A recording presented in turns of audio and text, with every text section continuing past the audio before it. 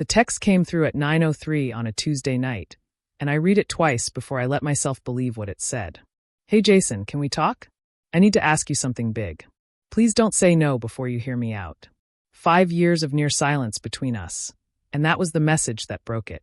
If this story's already got you curious, go ahead and hit like, subscribe, and turn on the notification bell so you catch every new story we post.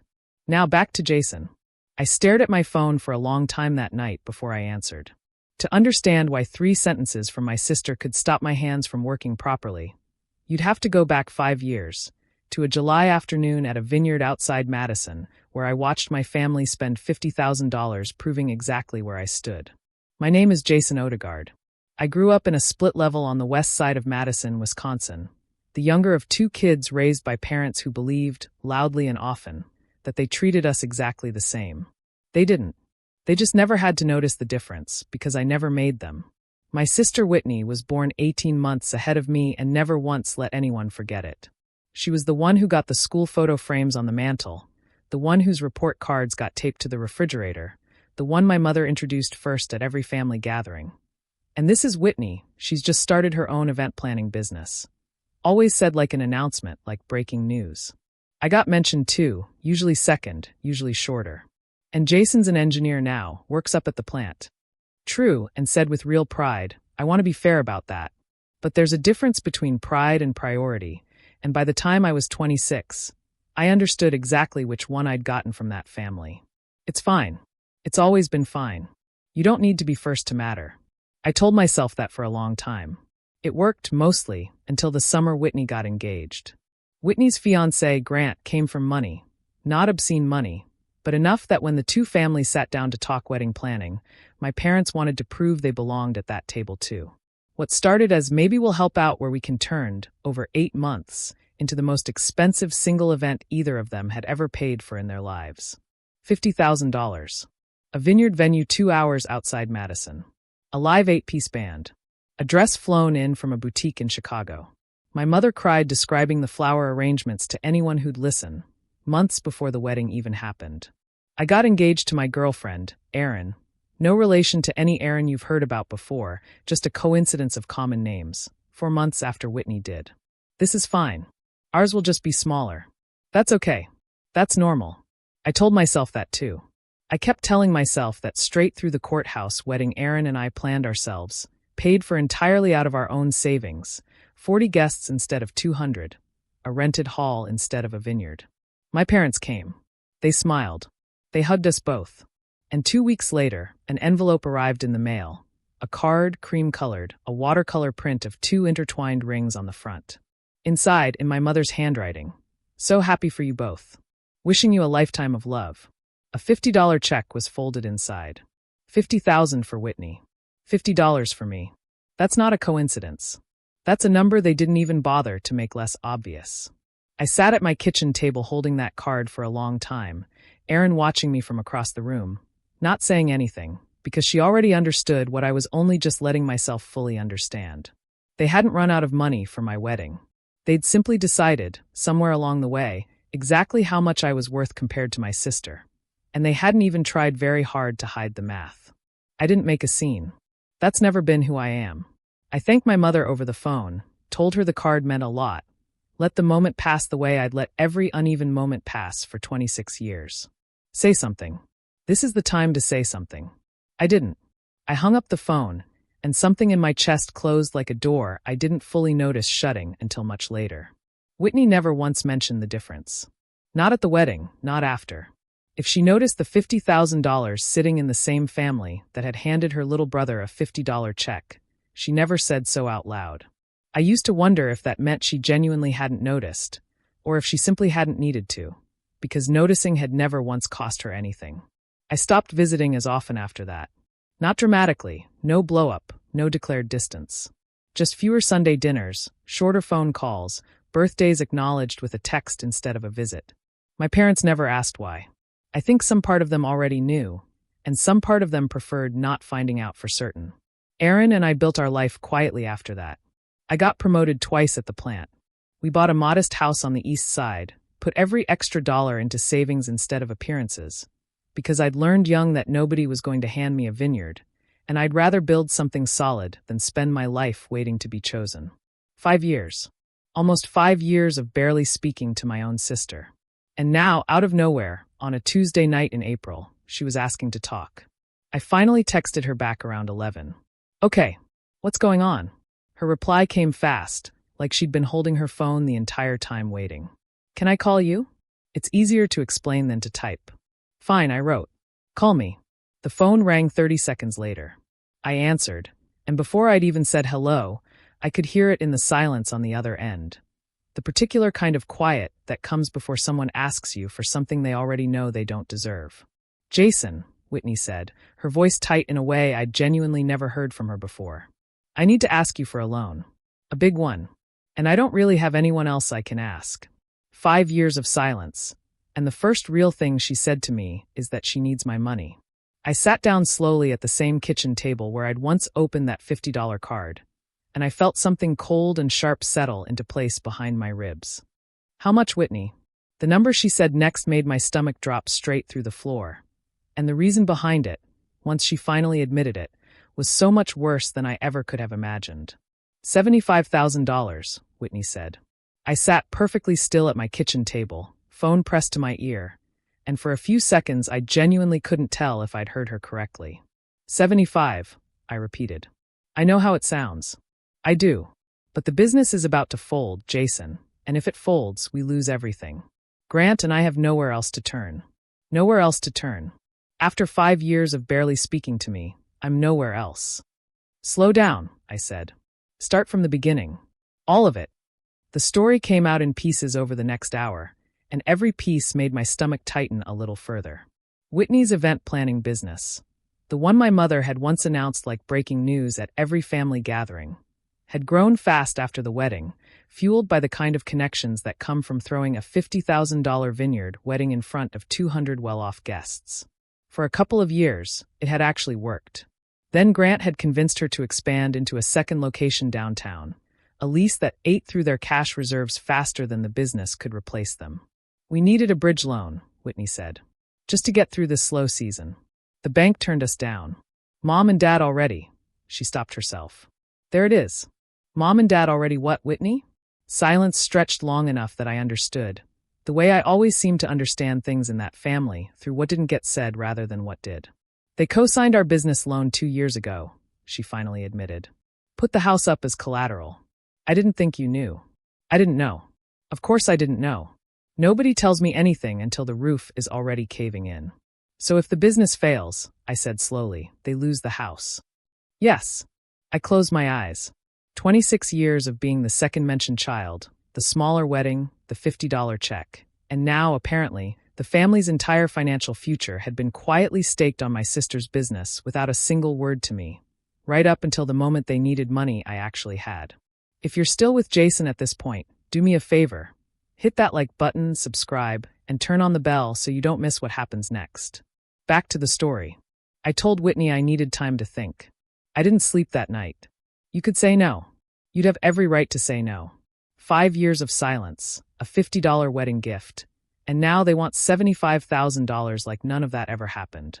But another part of me, quieter, colder, more familiar than I wanted to admit, was already doing the math. Not the math of what I owed them. The math of what I actually didn't know yet. I'd spent my whole career as an engineer learning one lesson better than any other. You never fix a system you don't fully understand first. And I was starting to suspect I understood almost nothing about what was actually happening inside my sister's business. The next morning, I called an old college friend, Peter, who worked in commercial lending at a bank downtown. I framed it carefully, a hypothetical, a friend's business, nothing personal. He walked me through exactly what kind of records I could legally request as a potential lender myself, if I structured any loan properly instead of just wiring money on trust. If I'm doing this, I'm doing it the way I do everything. With my eyes open. I called Whitney back that evening and told her I'd consider the loan, but only if I could see the full financial picture first. Every account, every expense, every debt. Not because I didn't trust her exactly, because I'd learned the hard way that trust in that family had a way of costing the person who gave it freely. She hesitated. Then she agreed. What I found over the following 2 weeks didn't just concern me. It changed everything. The business records showed real trouble. Yes, the second location had genuinely bled money faster than projected. But buried in the expense sheets were transfers I couldn't immediately explain. Recurring withdrawals to an account labeled only GD Consulting. Nearly $40,000 over 18 months, with no invoices, no contracts, nothing that looked like legitimate consulting work at all. $40,000. That's more than half of what they're asking me for. I sat with that number for 2 days before I said anything to anyone. Then I did something I'm not entirely proud of, but I don't regret it either. I hired a private investigator, a quiet, careful woman named Denise who specialized in exactly this kind of financial digging, and I paid her out of my own savings without telling Whitney a single word. What Denise found took less than a week. GD Consulting wasn't a consulting firm. It was a shell registered to a woman named Kayla Ferris, a woman Grant had been seeing for over a year, quietly funneling business funds to cover an apartment lease and a lifestyle that had nothing to do with event planning and everything to do with an affair my sister had absolutely no idea was happening. Whitney doesn't even know what she's actually asking me to bail out. I sat in my car outside Denise's office for a long time after that meeting, engine off, hands on the steering wheel, feeling something shift permanently in my chest. This was never really about a struggling business. It was about a husband quietly draining a company built partly on my parents' entire financial future, while my sister, the golden child, the one who never had to notice what things cost, remained completely in the dark, about to ask her estranged brother to cover the hole her husband had dug. I could tell her right now. End it in one phone call. I didn't. Not yet. Some old instinct, sharpened by 26 years of watching this family avoid hard truths until they were forced into a corner, told me that dropping this on Whitney over the phone would let Grant spin it, minimize it, maybe even convince her I was lying out of old resentment. If I'm going to do this, I need to do it in a room where he can't talk his way out of it, where everyone sees it at once. My parents' 35th wedding anniversary was in 6 weeks. A big one. They'd already mentioned renting a hall, inviting extended family, the kind of event where nobody could quietly disappear into a side room to manage the damage. I spent those 6 weeks building something I'd never built before in my life. A case if I'm going to do this, I need to do it in a room where he can't talk his way out of it, where everyone sees it at once. Against my own family, methodical and complete. Bank statements. Denise's investigation report, fully documented. A private meeting with Peter to structure exactly how a loan could legally be tied to conditions. Full transparency, a real repayment schedule, and immediate removal of Grant from any financial control of the business, if I was going to put a single dollar towards saving it. I met with Whitney twice more during those weeks, careful, controlled, giving away nothing. I let her believe I was still simply deciding. Let them all believe I'm still deciding. Some truths land harder when nobody sees them coming. The night before the anniversary party, I sat at my kitchen table one more time. The same table, the same $50 card still tucked in a drawer nearby, 5 years old and never thrown away, because some part of me had always known I might need it again someday. I laid out everything Denise had found next to the folder of loan documents I'd prepared. 2 futures for that family, side by side, and only one version of tomorrow where anyone finally told the truth. Tomorrow, they find out exactly what $75,000 was actually going to buy, and exactly what it's going to cost instead. For the first time in 5 years, I felt something other than distance when I thought about walking back into that family. I felt ready. The rented hall on the east side of Madison was strung with white lights and silver ribbon. A banner over the head table reading 35 years in looping script. And somewhere around 80 guests were already seated by the time I walked in with a leather folder tucked under my arm. This is the last time you walk into a room with this family, not knowing exactly how the night ends. Whitney spotted me first, waving from near the gift table, relief written all over her face. She still believed, right up until that moment, that I'd come to say yes. Jason. She hugged me, quick and hopeful. Did you decide? I did, I said. Let's get through dinner first. Dinner passed the way these things always did in my family. My mother glowing, my father telling the same wedding day story he told every anniversary, Grant laughing too easily at his own jokes near the head table, one arm draped over Whitney's chair like a man with absolutely nothing to hide. He has no idea what's in this folder. Around 8, my father stood to make a toast, the same booming warmth he'd always had at every big family moment. 35 years, he said, raising his glass. And I like to think we did right by this family, every step of the way. Every step of the way. I stood up before he'd even finished lowering his glass. Can I say something? The room quieted the way rooms do when someone breaks the expected rhythm of an evening. First the tables closest to me, then outward, until even the DJ in the corner faded the music down. Jason, my mother said carefully. Now isn't really the time. It's exactly the time, I said. Because in about 30 seconds, Whitney's going to ask me in front of everyone whether I'm giving her $75,000. And before that happens, everyone in this room deserves to know what that money was actually going to pay for. I opened the folder. I laid it out clean, the way I'd laid out every technical report of my career. No shouting, no theatrics, just fact after fact, each one landing heavier than the last. The business loan. My parents' house, quietly put up as collateral 2 years ago without my knowledge. The $40,000 funneled through a shell company called GD Consulting. GD Consulting isn't a consulting firm, I said, looking directly at Grant now. It's registered to a woman named Kayla Ferris. I have the incorporation documents, the lease she's living in that Grant's been paying for, and 18 months of bank transfers that line up perfectly with your slow season. The color drained out of Grant's face in real time. This is insane, he said, too fast, too loud.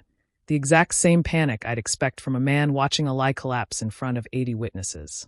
Whitney, don't listen to this. He's just bitter about the wedding. Everyone knows that. Don't, Whitney said. Her voice was barely above a whisper, but it cut through the room completely. She was staring at the printed bank statement in my hand, at a transaction dated the week of their 4th anniversary. The same week Grant had told her he was at a conference in Chicago. This is the part where 5 years of silence finally stops being about me.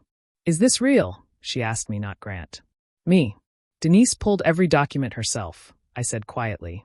I can give you her full report tonight if you want it. I'm sorry, Whitney. I wanted to tell you privately. But I didn't think Grant would let the truth survive a private conversation.